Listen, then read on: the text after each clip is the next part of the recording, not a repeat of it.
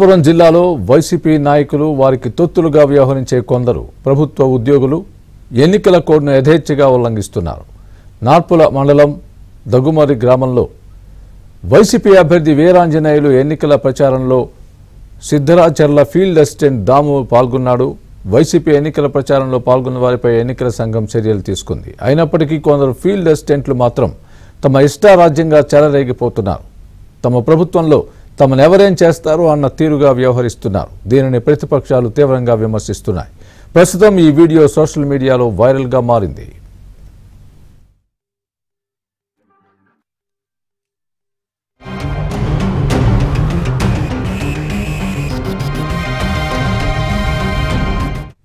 YCP అభ్యర్థి వీరాంజనేయులు ఎన్నికల ప్రచారంలో సిద్ధరాచర్ల ఫీల్డ్ అసిస్టెంట్ దాము పాల్గొన్నాడు.